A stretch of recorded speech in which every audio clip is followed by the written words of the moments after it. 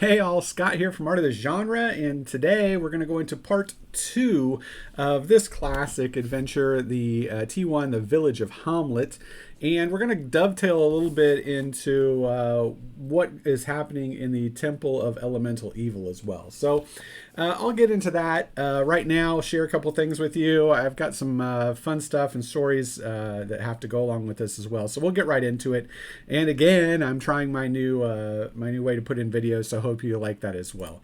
Obviously, we're going to be talking about the Village of Hommlet. We talked most of it concerning what the village was about in the last video, just the village itself. And we went into the various, NPCs and stuff that were involved in that. We talked a little bit about the tower. That is Brune and Rufus. I told you I'd share the image there. They were, again, this is a Jeff D. They're absolutely ripped, looking awesome in this one. Another classic D picture from 1980. But nevertheless, this one is actually going to be about the second part of the Village of Hommlet, where you actually get into the quote-unquote dungeoneering and adventuring and stuff like that.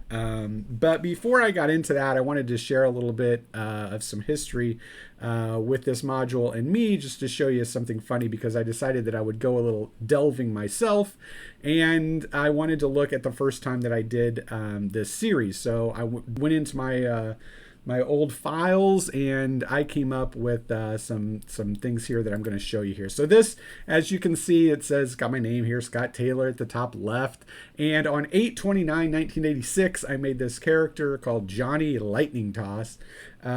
He was a ranger at the time. Obviously, when he started, he would have been first. This is him when he ended his career. You can see his incredible stats: 18, 15, 13, 18, 17.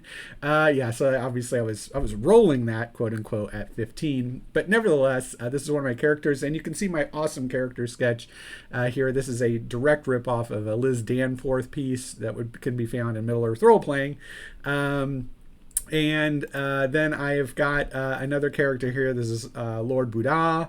This is actually mine. I didn't rip this image. I just actually did that myself. This is my barbarian, again, made on 8/29/1986, and his incredible stats too: 19, 12, 12, 18, and further and further more. And then I've got General Bernard Badaxe, because I was reading another fine myth, I think, at the time, and I loved Bernard Badaxe, so I just ripped this Rosloff character sketch out of the Unearthed Arcana.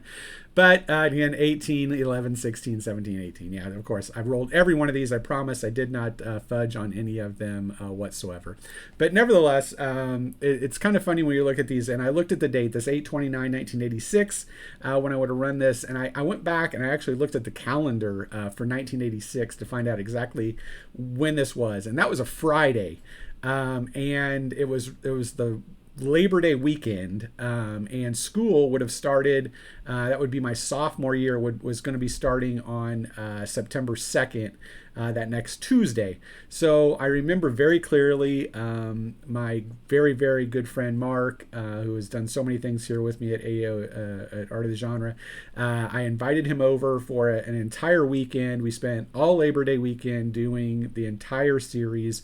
From start to finish, just sleepover after sleepover, and we did Village of Hommlet all the way through the end of Temple of Elemental Evil. So that was a lot of fun. So that was the first time I actually played through this, and you can see those those characters there. Anyway, that's just kind of a fun story if you want to see some of my background with the first time I played this. The next time I played it, I mean, I've played it several times since, but the most recent one I played was in 2020 during lockdown. I played it, online with some people, some still friends from high school, honestly. But nevertheless, I started it because I was doing a playtest on this particular piece here. This is Tales of the Warlock, Revenge of the Godcocker, and this is a adventure done by the 13th Warlock. I'll put a link actually below if you ever want to see it. But this adventure is really kind of cool because it actually takes you into a forest setting where there's an old cottage, and then you have to run a couple small, very, very tiny adventures, honestly.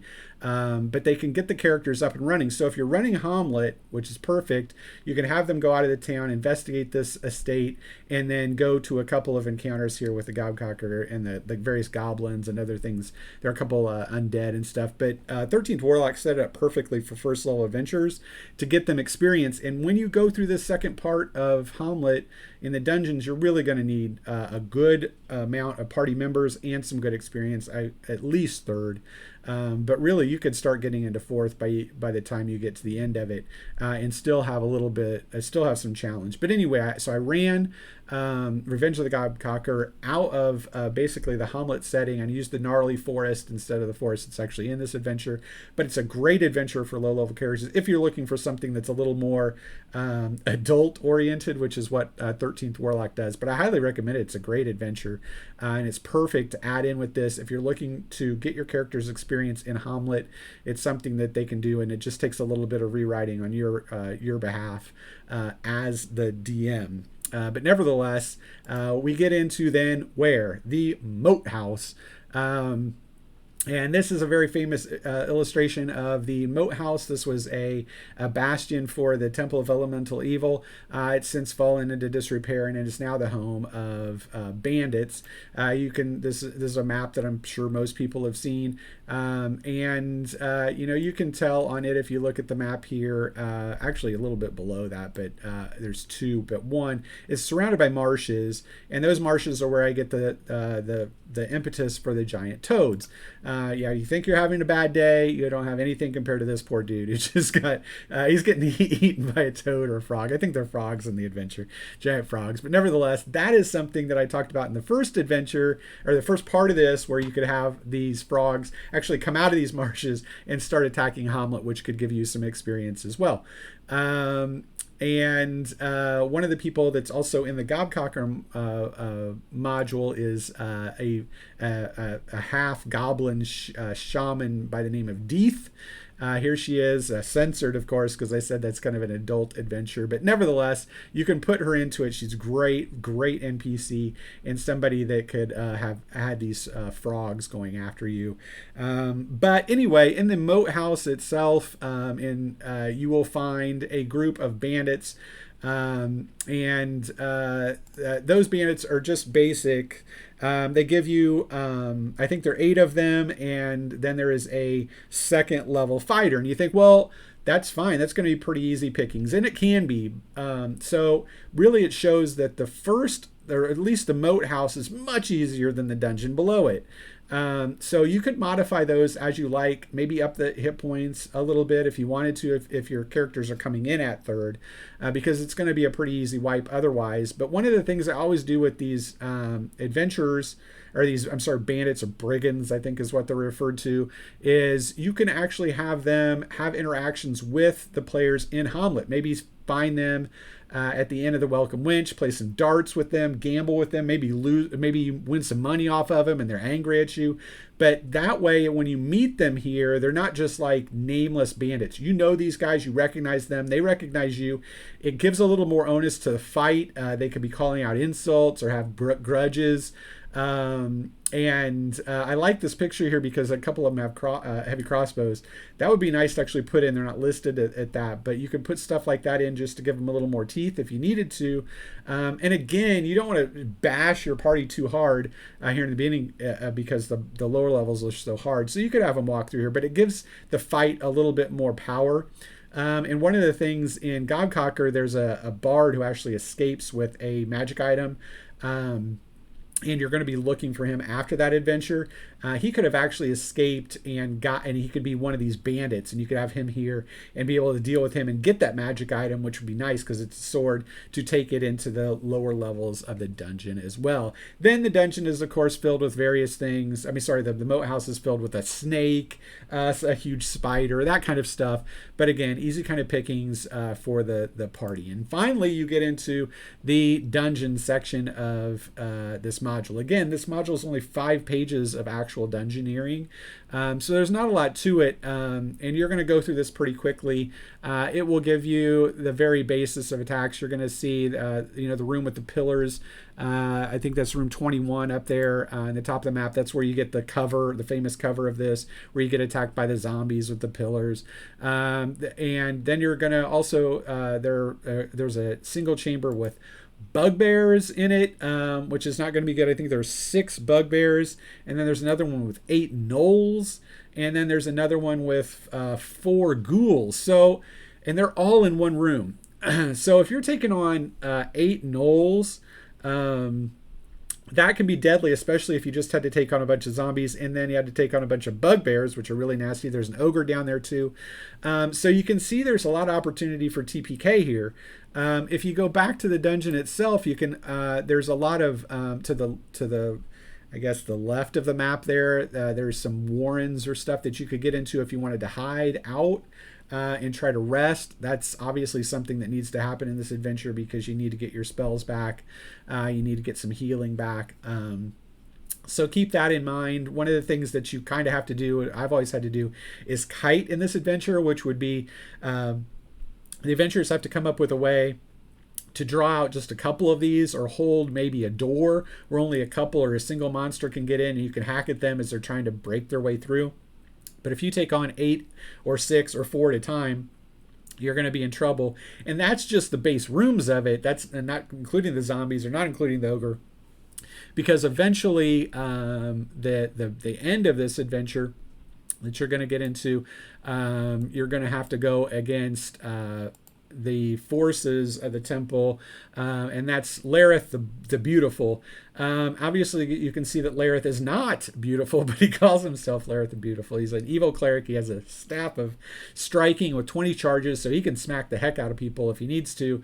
And in the module itself, it says that he is dedicated to Loth, which there's no problem with him being dedicated to Loth. However, if you're working with the Temple of Elemental Evil, which I usually do when I run this because you're going to go there eventually, I like to have him dedicate himself instead to Zugtmoy, the demon, the demon queen of fungi, which is she plays a prevalent role in Temple of Elemental Evil. So if you do that, you can go back to Lareth. Instead of having his face just be normally scarred to make him not beautiful, you could actually have his face have fungus growing out of it, multicolored and kind of nasty looking, and even his followers might have some on him, kind of like Davy Jones's crew in Pirates of the Caribbean. And that is the reason that he isn't sending his forces into Hommlet, but instead he sends his agents through the bandits because they can infiltrate the town and not clearly be seen that there's something wrong with them, like they got fungus growing on them. Plus, fungus is cool. You could have a shrieker in there with him or something like that. Not that you need to up the ante, or you could just have fungus growing on walls, anything that could make people nervous. A yellow mold that's not really a yellow mold, that kind of stuff. And then you could have that down there as he worships Zugtmoy. So that's always a fun option and one that I really, really like to use. Now, what the last part about this I'm going to talk to you about is just the threat of Lareth. He has 18 in total guards plus 2 sergeants plus himself. 20 enemies in the course of just a couple rooms after going through everything else that these characters have gone through. Again, it's going to be really, really nasty unless you have a fireball or something like that you can throw into a room and vape a lot of these guys or catch them when they're sleeping or something like that. So that's something to keep in mind. The module can be very deadly. You can get a TPK in it in this dungeon if you're low level. So that is something to keep in mind and, just have always on your mind as the DM when you're looking at it. But otherwise, that is the second hand of it. Some of the notes and the things that I do, again, I think that the addition of Gobcocker is excellent to this. Zugtmoy is a great twist, especially if you're getting ready to go into Temple of Elemental Evil. And then, throwing in personalities to a lot of these enemies is also fun as well. And that's going to give a lot more, bang for your buck when you're talking about playing with other players, and making your players come back to your table, and really taking away from this what it's always been to so many of the old school players is one of the best dungeons that they've ever been in. So that is what I'm telling you today in the notes, and otherwise I'll keep it at that. But again, thank you for watching as always, and great gaming.